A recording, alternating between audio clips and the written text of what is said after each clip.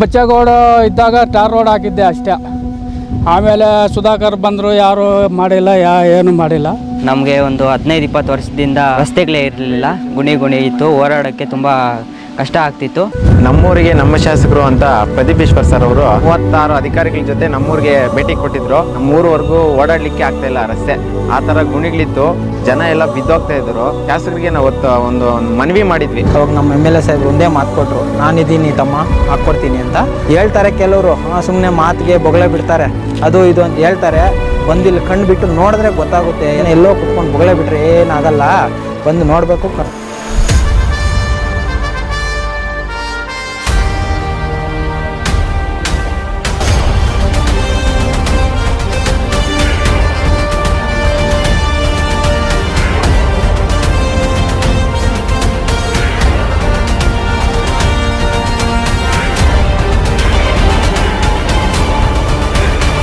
ನನ್ನ ಹೆಸರು ಗೌತಮ್ ಅಂತ.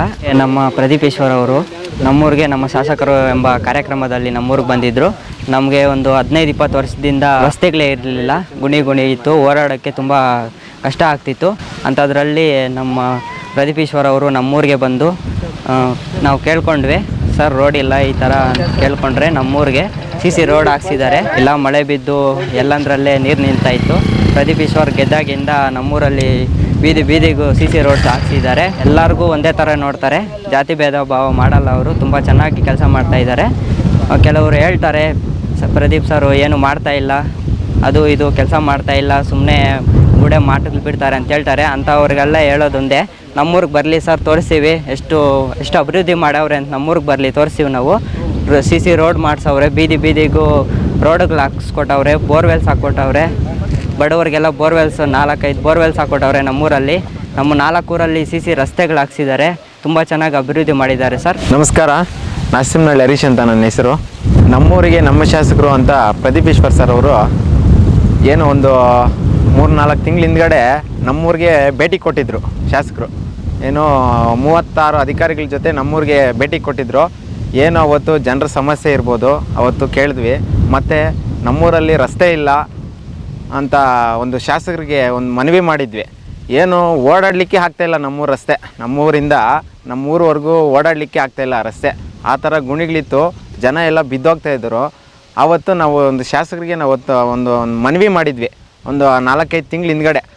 ಅದ್ರ ಮಾತಿನಂತೆ ಇವತ್ತು ಏನು ನಮ್ಮ ಶಾಸಕರು ಒಂದು ಸ್ವಲ್ಪ ಲೇಟ್ ಆದರೂ ಒಂದು ಸ್ವಲ್ಪ ಲೇಟೆಸ್ಟಾಗಿ ರೋಡ್ ಹಾಕ್ಕೊಟ್ಟಿದ್ದಾರೆ. ಓಡಾಡಲಿಕ್ಕೆ ಚೆನ್ನಾಗಿರೋವಂಥ ಒಂದು ರಸ್ತೆ ಹಾಕ್ಕೊಟ್ಟಿದ್ದಾರೆ. ನಾವು ನಮ್ಮ ಶಾಸಕರಿಗೆ ನಾವು ಧನ್ಯವಾದ ಹೇಳೋಕ್ಕೆ ಬಯಸ್ತೀವಿ. ಮತ್ತೊಂದು ಏನಂದರೆ, ನಾನೊಬ್ಬ ದಲಿತ ಹುಡುಗ ನಮ್ಮೂರಿಗೆ ಬಂದಿದ್ದಾಗ ಅವ್ರ ಜೊತೆಯಲ್ಲಿ ಕುಂಟಿಸ್ಕೊಂಡು, ಅವ್ರ ಕಾರಲ್ಲಿ ಕುಂಟಿಸ್ಕೊಂಡು, ಅವ್ರ ಜೊತೆ ಪಕ್ಕದಲ್ಲಿ ಕುಂಟಿಸ್ಕೊಂಡು, ನಾವು ಊಟ ಹಾಕಿದ ತಟ್ಟೆಯಲ್ಲಿ ಊಟ ಬಡಿಸಿದ್ದಂಥ ಊಟ ಮಾಡಿ, ನಮಗೆ ಒಬ್ಬ ದಲಿತನ ಅಂತ ನೋಡಿಲ್ಲ, ಒಬ್ಬ ಯುವಕನಾಗಿ ನಮಗೆ ಇವತ್ತು ಇಷ್ಟೊಂದು ಬೆಳೆಸಿ ಅವರು ಒಂದು ನಮಗೆ ಆದಂಥ ಒಂದು ಗೌರವ ಕೊಟ್ಟು ಇವತ್ತು ಅವ್ರು ಮಾಡಿದ್ದಾರೆ. ವೈಯಕ್ತಿಕವಾಗಿ ನಮಗೆ ಒಂದು ಬೋರ್ವೆಲ್ ಕೊಟ್ಟಿದ್ದಾರೆ ಶಾಸಕರು. ಇವತ್ತು ಒಳ್ಳೆ ನೀರು ಬರ್ತಾಯಿದೆ, ಒಳ್ಳೆ ಬೆಳೆ ಬರ್ತಾಯಿದೆ. ಅದಕ್ಕೆಲ್ಲ ಕಾರಣ ಅಂತಂದರೆ ನಮ್ಮ ಶಾಸಕರಿಗೆ ನಾವು ಯಾವತ್ತಿದ್ರೂ ಅವ್ರನ್ನ ಕೈ ಬಲಪಡಿಸೋದಕ್ಕೆ ನಾವಿರ್ತೀವಿ. ನಾವು ಶಾಸಕರ ಜೊತೆ ಕೈ ಜೋಡಿಸ್ತೀವಿ. ಅವರು ಮುಂದಿನ ದಿನಗಳಲ್ಲಿ ಸಚಿವರಾಗಬೇಕು, ಅನೇಕ ಈ ಥರ ಕೆಲಸಗಳು ಮಾಡಿದ್ದಾರೆ. ಅವ್ರಿಗೆ ನಮ್ಮ ಪರವಾಗಿ ಎಲ್ಲ ಧನ್ಯವಾದಗಳನ್ನ ಹೇಳೋಕ್ಕೆ ನಾವು ಬಯಸ್ತೀವಿ. ನನ್ನ ಹೆಸರು ರಾಮಕೃಷ್ಣ ಅಂತ, ನಮ್ಮದು ನಾಸಿಂನಳ್ಳಿ ಗ್ರಾಮ. ನಮ್ಮೂರಿಗೆ ನಮ್ಮ ಶಾಸಕರು ಅಂತ MLA ಸಾಹೇಬರು ಒಂದು ಸಲ ನಮ್ಮೂರಿಗೆ ಭೇಟಿ ಕೊಟ್ಟಿದ್ದರು. ಆವಾಗ ಇದು ನಾನು ಚಿಕ್ಕ ಹುಡುಗ 20 ವರ್ಷದ ಹಿಂದೆ ಹಾಕಿರೋ ರೋಡ್ ಇದು, ಬರೀ ಗುಣಿಗಳು. ಬೈಕಲ್ಲಿ ಓಡಾಡಿದ್ರೆ ಮಳೆ ಬಂದರೆ ಬಿದ್ದು ಎದ್ದು ಹೋಗ್ತಾಯಿದ್ವಿ ಮನೆಗೆ, ಅಂಥ ಸಿಚುವೇಶನ್ ಇತ್ತು ನಮ್ಮೂರಿಗೆ. ಬಟ್ ಒಂದು ಸಲ ನಮ್ಮೂರಿಗೆ ನಮ್ಮ MLA ಸಾಹೇಬರು ಬಂದಿದ್ದರು. ಆವತ್ತು ನಾವು ಮನವಿ ಮಾಡ್ಕೊಂಡ್ವಿ, ಸರ್ ಹಿಂಗೆ ನಮ್ಮೂರು ರೋಡ್ ಸರಿ ಇಲ್ಲ, ದಯವಿಟ್ಟು ರೋಡ್ ಹಾಕ್ಕೊಡಿ ಅಂತ. ಅವಾಗ ನಮ್ಮ MLA ಸಾಹೇಬರು ಒಂದೇ ಮಾತು ಕೊಟ್ಟರು, ನಾನಿದ್ದೀನಿ ತಮ್ಮ, ಹಾಕ್ಕೊಡ್ತೀನಿ ಅಂತ. ಅವ್ರ ಮಾತಿನ ಪ್ರಕಾರ ನಡ್ಕೊಂಡ್ರು. ಇವಾಗ ನೋಡಿ, ಇದೇ CC ರಸ್ತೆ ಹೆಂಗೈತೆ, ಹಿಂಗೆ ಮಾಡಿಕೊಟ್ಟಿದ್ದಾರೆ. ಇವಾಗ ಇನ್ನೊಂದು ವಾರದಲ್ಲಿ ಯರ್ನಾಗಿನಹಳ್ಳಿ ಗುದ್ದಲಿ ಪೂಜೆ ಮಾಡ್ತಾರೆ ನಮ್ಮ ಸಾಹೇಬರು. ಅವ್ರಿಗೆ ನಾವು ಎಷ್ಟು ಹೇಳಿದ್ರು ಸಾಲದು ಅಂತ ದೇವ್ರಿದ್ದಂಗೆ ನಮಗೆ ನಮ್ಮ MLA ಸಾಹೇಬರು. 5 ವರ್ಷ ಸುತ್ತಾಡಿದ್ದೀನಿ BJP ಅವ್ರ ಹಿಂದೆ ಒಂದು ಬೋರ್ವೆಲ್ಗೋಸ್ಕರ. ಬಟ್ ನಮ್ಮ ಸಾಹೇಬರು ಬಂದಮೇಲೆ ಅವ್ರಿಗೆ ಒಂದೇ ಒಂದು ಮಾತು ಮನವಿ ಮಾಡಿದ್ರಿ, ಸರ್ ಹಿಂಗೆ 5 ವರ್ಷದಿಂದ ಸುತ್ತಾಡ್ತಾ ಇದ್ದೀನಿ, ಒಂದು ಬೋರ್ವೆಲ್ ಹಾಕ್ಕೊಡೋಕ್ಕಾಗಲಿಲ್ಲ BJP ಅವ್ರಿಗೆ ಅಂತೇಳಿ. ತಮ್ಮ ನಾನಿದ್ದೀನಿ ಅಂತ ಹೇಳ್ಬಿಟ್ಟು 1-2 ತಿಂಗಳಲ್ಲಿ ಬೋರ್ವೆಲ್ ಸ್ಯಾಂಕ್ಷನ್ ಆಯಿತು ನನಗೆ. ಒಳ್ಳೆ ನೀರು ಬಂತು. ಇವಾಗ ಅದರಿಂದ ಬೆಳೆದು ಮಾರ್ಕೆಟ್ಗೆ ಹೋಗಿ ದಿನಕ್ಕೆ 3-4 ಸಾವಿರ ಸಂಪಾದನೆ ಮಾಡ್ತಾಯಿದ್ದೀನಿ. ಅವ್ರನ್ನ ನಾನು ಯಾವತ್ತೂ ಮರೆಯೋಕ್ಕೆ ಸಾಧ್ಯನೇ ಇಲ್ಲ. ದೇವ್ರ ಥರ ಬಂದವರು ನಮಗೆ MLA ಸಾಹೇಬರು. ಅವ್ರ ಜೊತೆ ನಾವು ಯಾವತ್ತೂ ಚಿರಋಣಿಯಾಗಿರ್ತೀವಿ ಅವ್ರಿಗೆ. ನಾಸಿಮ್ನಹಳ್ಳಿಯಲ್ಲಿ ಯಾರ್ಯಾರಿಗೆ ರೇಷನ್ ಕಾರ್ಡ್ ಇಲ್ಲ, ಪೆನ್ಷನ್ ಇಲ್ಲ, ಎಲ್ಲರಿಗೂ 36 ಅಧಿಕಾರಿಗಳನ್ನ ಕರ್ಕೊಬಂದು ಚಾಪೆ ಮೇಲೆ ಕೂರಿಸಿ ಅವ್ರಿಗೆ ಸಮಸ್ಯೆಗಳನ್ನ ಪರಿಹಾರ ಮಾಡಿಕೊಡ್ತಾ ಇದ್ದಾರೆ. ಇಂಥ MLA ಸಾಹೇಬರು ಸಿಗಬೇಕು ಅಂದರೆ ನಾವು ಪುಣ್ಯ ಮಾಡಿರಬೇಕು.